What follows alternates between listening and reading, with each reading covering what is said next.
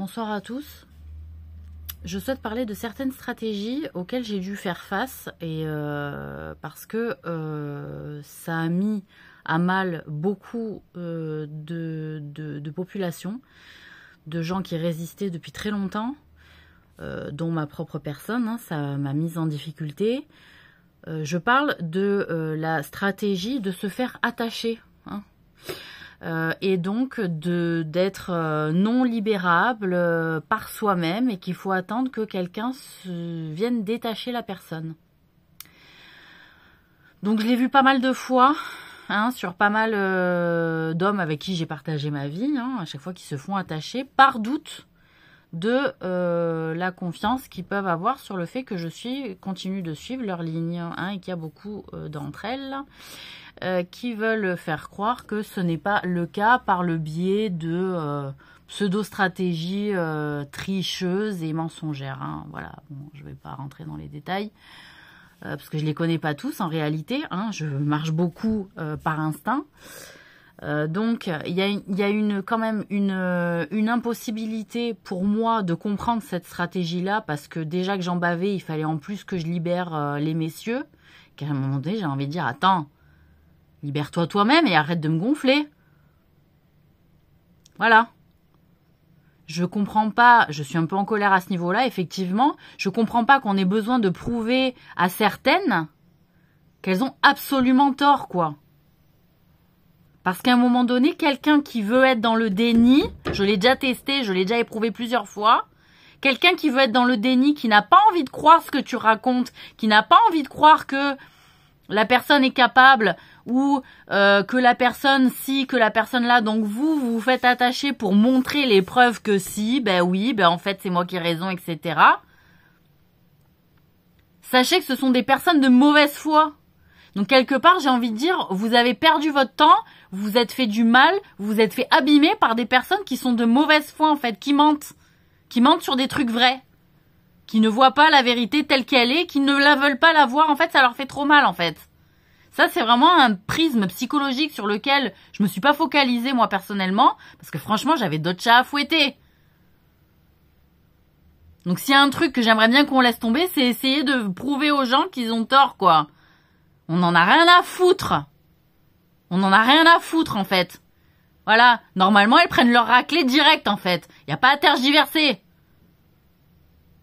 Et puis, vous vous défendez, vous, quoi. Vous n'êtes pas dans des situations où vous êtes humilié, alors que vous êtes dans votre droit. Je suis en colère avec ça, hein. Voilà. Donc, au final, oui, grâce à Dieu, voilà, hein, vous êtes détachés. Ne le refaites plus jamais de vous faire attacher, en fait. Des siècles que vous attendez des réponses finales pour dire quoi? Bon, bah, elle fait comme d'habitude. Parce que je me suis déjà fait chier un millier de fois, en fait. De la même manière. Et à chaque fois, c'est les mêmes réponses que je vous sers. Donc pourquoi vous n'avez pas eu la confiance avant? Parce que vous avez fréquenté, parce que vous avez écouté, parce que vous avez ragoté.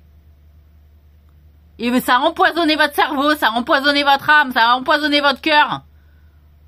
Donc livrez-vous et moi je vais vous purifier, tiens, ça va vous faire du bien.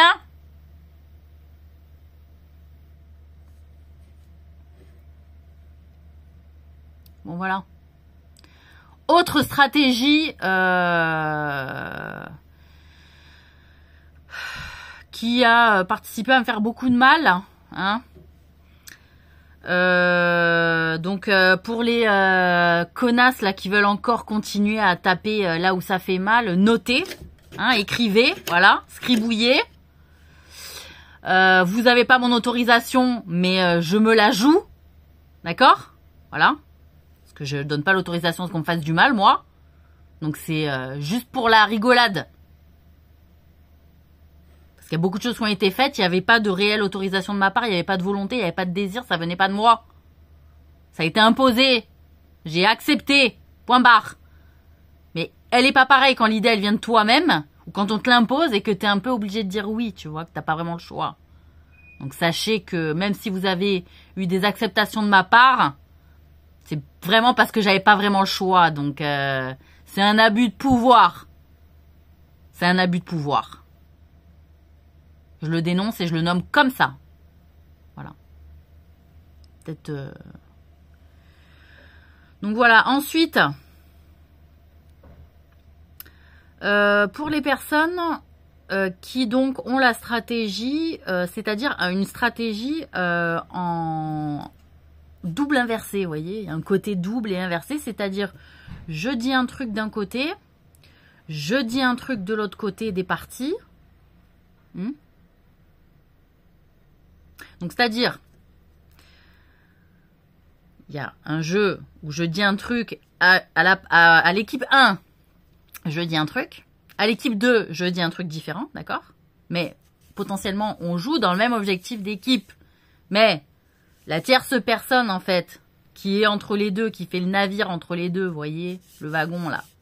Elle dit un truc à l'équipe 1, puis elle dit un truc à l'équipe 2. Puis, en fait, sa stratégie, c'est de dire...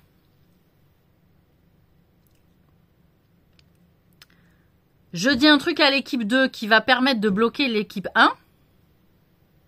Alors que, normalement, on doit concourir pour le même objectif, d'accord? Donc, l'idée, c'est pas de se bloquer, ok? Et je dis un truc à l'équipe 2 qui va bloquer l'équipe 1. Et je dis un truc à l'équipe 1. Et je dis un truc à l'équipe 1, oui. Qui fait comprendre à l'équipe 1 que l'équipe 2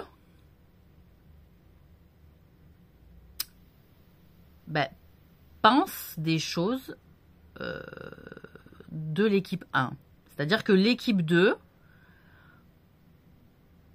par rapport aux informations de la tierce personne, obtient ou disent ou ont de mauvaises informations liées à l'équipe 1. D'accord? Donc, c'est-à-dire, on est dans un jeu de stratégie à 3.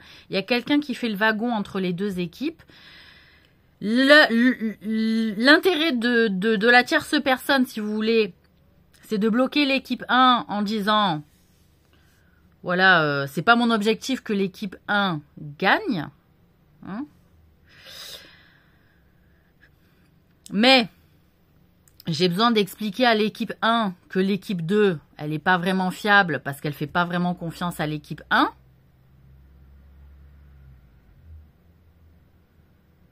Je ne sais pas si vous arrivez à me suivre. Donc, voilà. C'est-à-dire, on fait croire, enfin, on dit de l'équipe 2 à l'équipe 1 que, en fait, elle ne peut pas complètement se fier au travail de l'équipe 2. Alors qu'on doit pouvoir se fier à l'une et à l'autre équipe à distance. On doit pouvoir se faire confiance malgré la distance. Voilà, donc, je répète, la tierce personne va voir l'équipe 1 en disant, voilà, l'équipe 2, tu pourras pas vraiment te fier à elle parce que elle te fait pas complètement confiance, elle croit un peu tout ce que je dis et que je mitonne un peu, en gros. Et l'équipe 2... elle va voir l'équipe 2, la tierce personne, et elle dit oui, non, mais en fait, elle s'en fout complètement de votre boulot, de l'équipe 2. Vous voyez? C'est ça qui s'est passé, hein. Voilà. C'est-à-dire, je répète, on s'en fout de l'équipe 1 s'en fout de l'équipe 2, de son boulot, d'accord? Et l'équipe 1, non, mieux. C'est-à-dire, putain... Vous vous régalez ou pas? Fumez un joint, non? Pendant que je vous parle, ça va aller bien. Alors, l'équipe 1,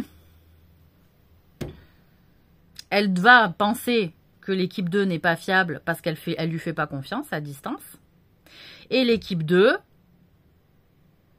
elle va penser que l'équipe 1, elle s'en fout de son boulot. Voilà.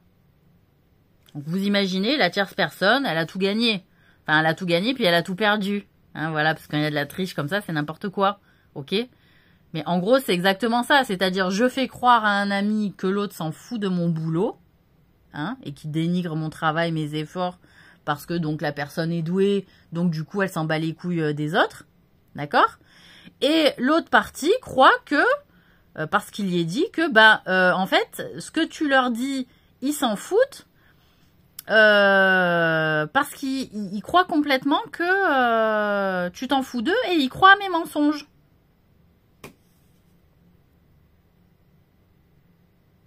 Voilà.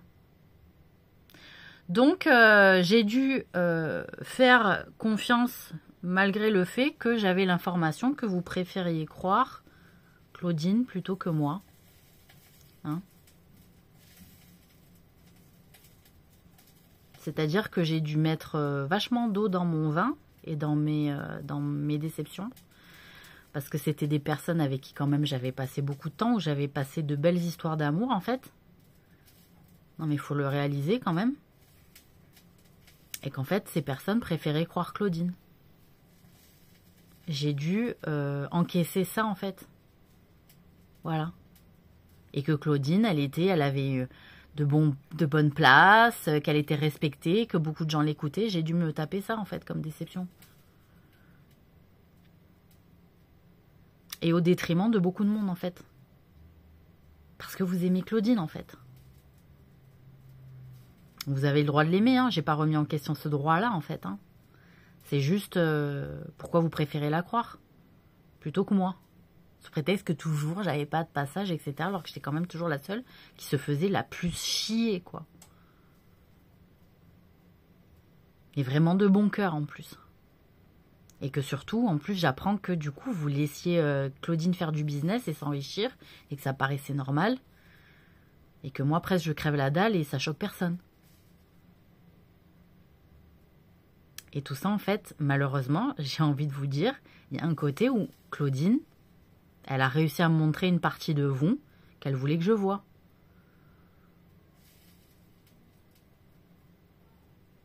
Voilà. Qu'elle voulait que je voie, c'est-à-dire que je sois dans la difficulté, ben, c'était pas si grave que ça. Voilà. Et que... il y avait peut-être des choses aussi de mes comportements ou de mon comportement que vous ne compreniez pas vraiment parce que ça ne vous ressemblait pas. Et que moi, Claudine, elle m'a toujours dit hein, dans ma vie de mode que j'étais pure, vraiment pure, que j'étais quelqu'un de très pur et qu'il n'y avait pas beaucoup de personnes qui me méritaient. Voilà, donc évaluez votre pureté. Hein, déjà au quotidien, dans la vie de tous les jours. Parce que j'avais réussi à pas me laisser salir par beaucoup de choses. Que je n'étais absolument pas corruptible. Et que Claudine, elle a toujours, malheureusement pour elle, hein, respecté ça chez moi. Voilà, que je n'étais pas corruptible. Que je me laissais pas acheter. Donc même si elle, mon chemin, elle a essayé de le suivre. Hein, elle a essayé. Mais elle m'a dit, j'y arrive pas. En plus, t'es tout le temps toute seule. Je préfère être avec des copines. Voilà. Mais elle m'a quand même respectée pour ça. Contrairement à d'autres, hein, et même à vous, les élus, parce que pour beaucoup, vous étiez corruptible. Et qu'elle s'est un peu jouée de vous aussi à cause de ça. C'est-à-dire, elle me disait... Il préfère me croire. Alors que je mens, moi, Maude. C'est toi qui dis la vérité, elle me disait. Donc, ça veut dire que vous avez une maladie au cœur, si vous ne savez pas reconnaître le vrai du faux. Quelqu'un qui ment, quelqu'un qui a des intérêts autres qu'elle-même, ça veut dire que vous êtes malade au cœur. Et que si elle a pu jouer avec vous comme ça, alors que vous étiez de mes proches, c'est que vraiment, vous aviez une vision vraiment torturée de moi. Et peut-être à force d'ouvrir les bras et les portes à des gens qui médisaient sur moi, qui n'hésitaient pas à mentir ou à me malmener dans la bouche, vous voyez, dans les paroles. Et vous avez trop fréquenté ces personnes-là, en fait. Voilà, ça c'était un gros message que j'avais envie de passer parce que j'entends, hein, elle est en colère, je suis en colère, je confirme. Voilà, et triste.